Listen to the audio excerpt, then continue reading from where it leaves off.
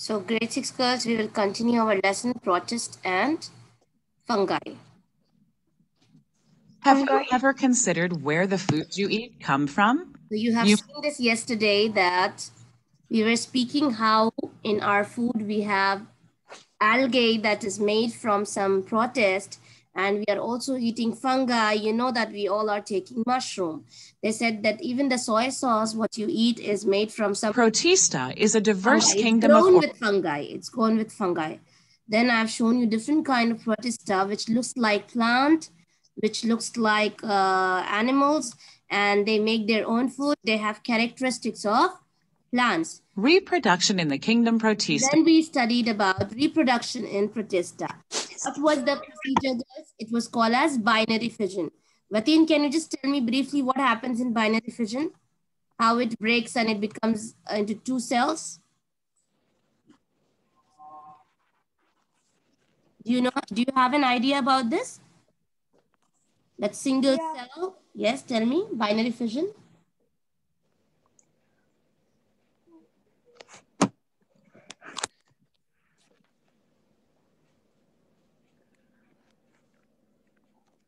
Hello?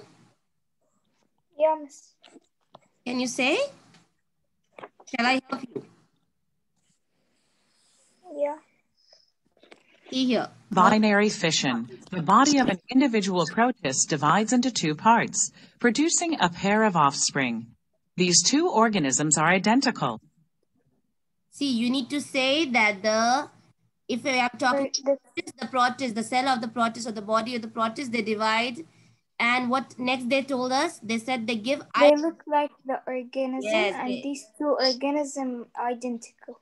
Yes, they are identical. That is where we are studying the asexual reproduction. And then 1 minute, let me just show you again because I did not answer this. Reproduction in Then here next. Some protists, such as brown algae, have both asexual and sexual stages in their life cycles. Sexual reproduction involves two parents. Offspring have characteristics of both parents, but they aren't identical to either one. Each parent contributes a gamete, which is a cell with only one copy of each chromosome. During reproduction, a male gamete and a female gamete combine. The offspring cell has two copies of each chromosome. In the case of brown algae, these offspring will grow into what we call diploid algae. So they are saying an example of brown algae, girls, it is sexual reproduction.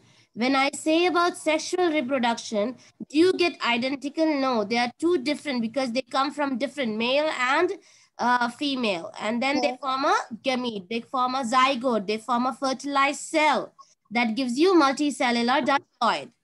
Okay, and here see, you can see here multicellular haploid because it was asexual reproduction.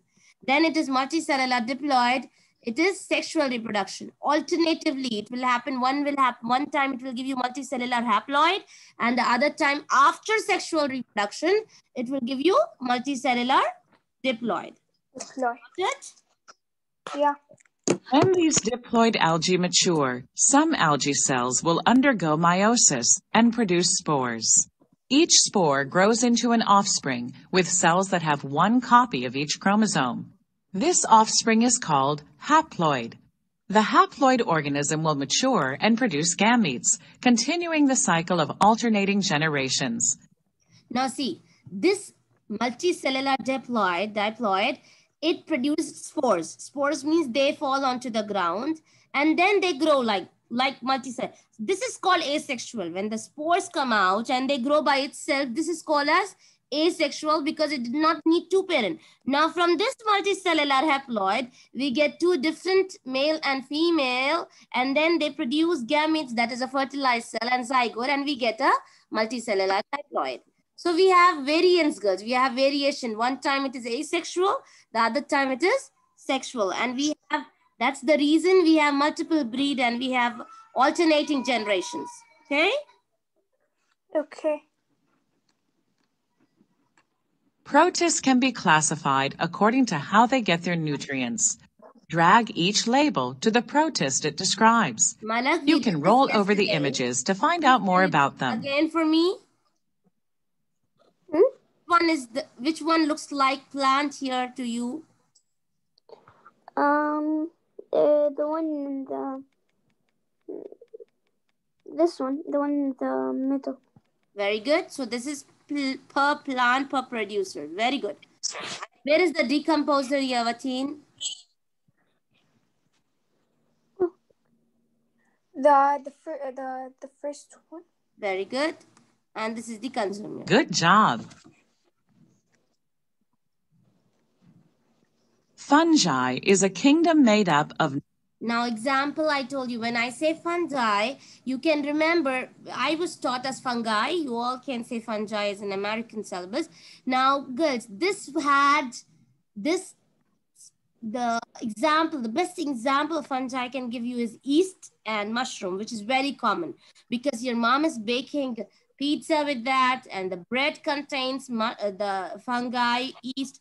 So we can see what happens in this. Non-photosynthetic eukaryotic organisms. The cell walls of some fungi contain a tough substance called chitin instead of the cellulose found in plant cell walls.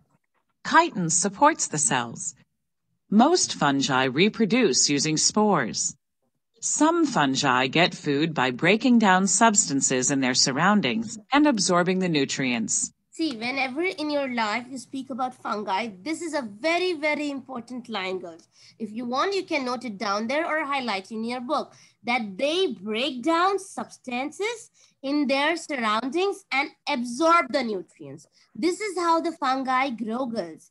They break down substances in their surroundings and they absorb the nutrient. This is a very important line for fungi, that they are absorbing the nutrients by breaking them down. Okay, by using chemicals, of course.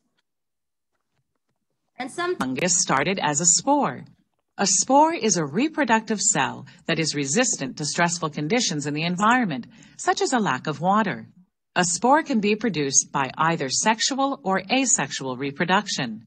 When conditions are right, a spore will grow into an adult fungus. You see that, right? When you have kept, especially in Jeddah, girls, people like who are staying in regions, they don't see much of these fungus because it don't grow there. I mean, even if they keep it there, it's not dry, it's not moist. But in our kitchen, because of the humid or the moist, or in the summer season, you know, when you keep the bread outside and you can see the, you know, this bread or the round bread, you see how the green color fungus grows. And you see how this, you know, it's just like how it grows big, the brown color, the green color, the black color. Have you ever seen, girls, by keeping some bread? Yeah, miss. All fungus filaments are called hypha. All fungus filaments are called hypha. So these As the filaments are fungus called grows, as all fungus filaments are called hypha. hypha. As the fungus grows, you can see these thin strands. In this case, the hyphae are long. Have you seen a big fungus, girls? Like in the bread or in some of the food, maybe somebody kept outside or you went somewhere. Yeah. The whole, it grows so big. Those are hypha, long strands. Maybe, you know, if you kept some of the food outside, some idam or something outside, some curry, and then after 2 or 3 days, you open the lid and you see that it's big. I know we don't do that, but sometimes accidentally it happens. All of the hyphae together form the mycelium. Because it is made up of hyphae, the mycelium has a lot of surface area, which helps it absorb nutrients from the bread. The fungus needs the bread because it can't make its own food, as a plant does, or seek out food, as an animal can. The fungus must absorb its nutrients from the material it grows on.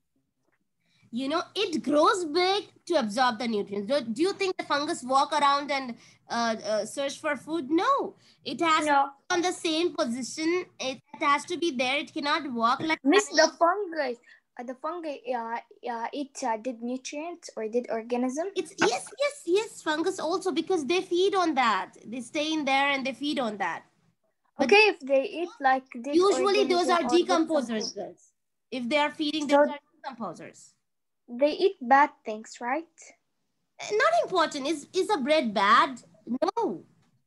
But No, but how they no, eat bad things and then we eat them? we don't eat all of the fungus, girls. Do we eat such kind of fungus? Only mushrooms. There are only 2 or 3 fungi that we take, and those are not that kind that they grow hyphae and they do all these things. No, they are healthy ones. Got it? Yeah. Fungi can reproduce sexually or asexually. 2 methods of asexual reproduction in fungi are spore production and budding. Click each image to learn more. Did you remember when I said you vegetative budding last time? I have shown you the potato. Yeah, miss, yeah. So that was kind of budding. So even here, fungi, it grows by budding, sexual and asexual, by budding and by spore production. We will see what is it now. Many fungi reproduce asexually by producing spores. The spores can be carried by wind or water over long distances. When a spore, like these spores from the fungus Aspergillus niger, finds water and food, it germinates and grows many long, thin hyphae. By having several thin hyphae, in the water, they just look like plants. They are actually fungus. They grow big, okay, in water by having several thin hyphae rather than one thick. The fungus expands its surface area so it can absorb nutrients easily. rather than one thick one, the fungus expands its surface area so it can absorb nutrients easily. Many hyphae weave through the food and around each other to form the mycelium. The mycelium forms specialized structures that produce spores. When spores are released, the cycle continues. In some fungi, such as this puffball, spore release is dramatic. Some fungi, such as yeasts, reproduce asexually, but almost never produce spores. Most of the time, yeasts reproduce by budding, as shown here.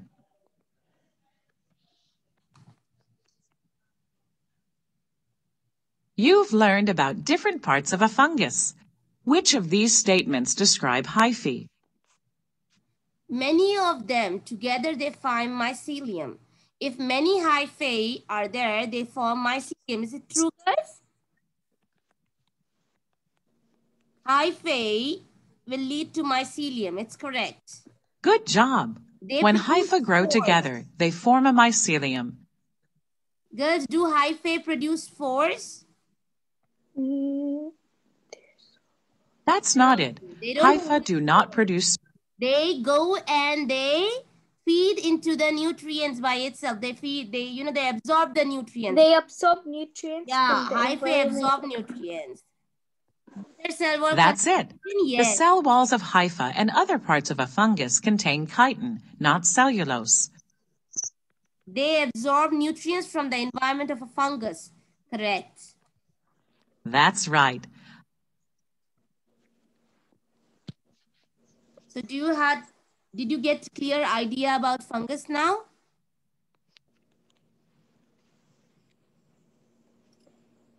Yeah.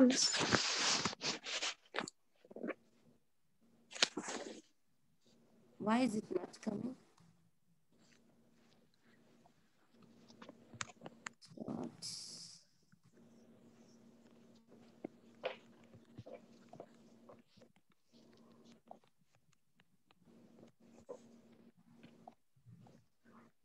Almost all fungi have sexual and asexual.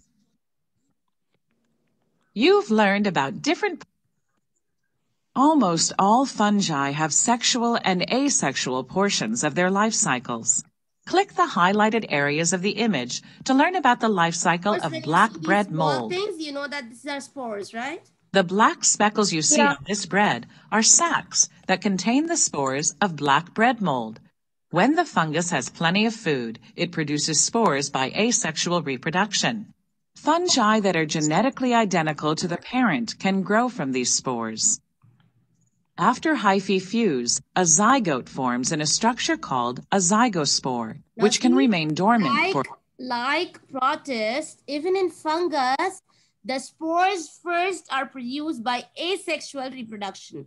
And then there are two spores, they meet, and then they form a zygote. So they are now going under sexual reproduction. Okay. First it was asexual, and then it is sexual reproduction. a long time. When environmental conditions are good, the zygospore sprouts. A long stalk grows, and at the tip of the stalk, spores are produced by meiosis, which results in cells with only one copy of each chromosome. This spore-producing structure looks nearly identical to the structure that produced spores asexually, but fungi are classified into three major types. They are the zygote fungi. This is important. There are zygote fungi, there are sac fungi, and club fungi. Just know the names for today, and inshallah on the Sunday we are going to continue this, and I'll finish up the lesson, inshallah. Okay. Okay. Thank you so much, guys.